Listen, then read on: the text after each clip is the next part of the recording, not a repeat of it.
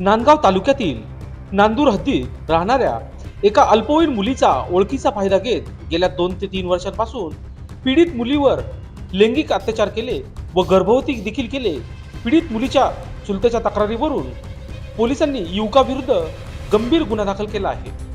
कृष्णा लहानू कुवर वय वर्ष 28 असे गुन्हा दाखल झालेल्या युवकाचे नाव आहे।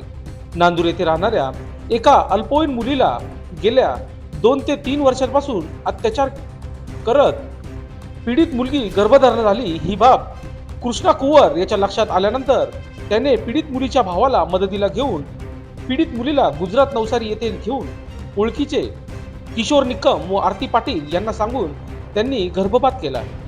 दरम्यान पीडित मुलीच्या चुलत्याने नांदगाव पोलीस ठाण्यात फिर्याद देऊन बलात्कार, गर्भपात व अॅट्रॉसिटी कलमसह गुन्हा रजिस्टर नंबर 84/2024, भादवी कलम 376, 1, 312, 313, पोस्को कायदा कलम 4/6, अनुसूचित जाती जमाती अत्याचार कायदा कलम 3A प्रमाणे गुन्हा दाखल करण्यात आला आहे।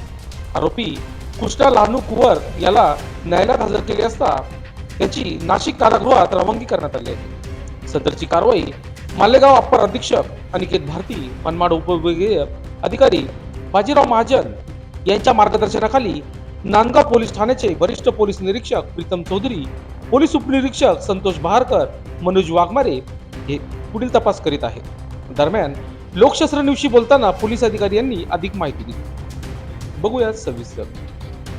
नांदगाव पोलीस स्टेशनच्या हद्दीमध्ये एक भोळसर मुलगी आहे, अल्पवयीन मुलगी आहे, त्याच्यामुळे पोक्सो गुन्हा दाखल केलेला आहे आणि त्याच्यामध्ये अॅट्रॉसिटी ॲक्ट पण त्याच्यामध्ये ॲक्ट होतो।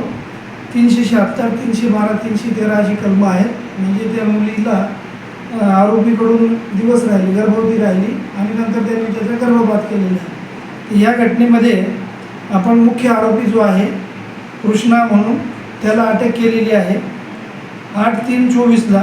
त्याच्यानंतर त्याला मदत करणारा म्हणजे गर्भपात करण्यासाठी मदत करणारा मुलीचा एक सख्खा मावस भाऊच आहे, त्याला पण अटक केलेली आहे 1/4/24ला।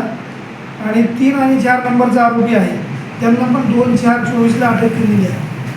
अद्याप पाहतो हे सगळेचे सगळे आरोपी सेंट्रल जेलला आहेत। गुन्ह्याचा बराचसा तपास आता याच्यामध्ये झालेला आहे आणि लवकरात लवकर याच्यामध्ये दोषारोपपत्र पाठवण्यात येईल। कुठलाही कम्युनल टेन्शन नाही किंवा कुठलाही याच्यापासून वादविवाद नाही, परिसरामध्ये शांतता आहे। लोकशास्त्र न्यूजसाठी नांदगाव प्रतिनिधी अनिल धामणे।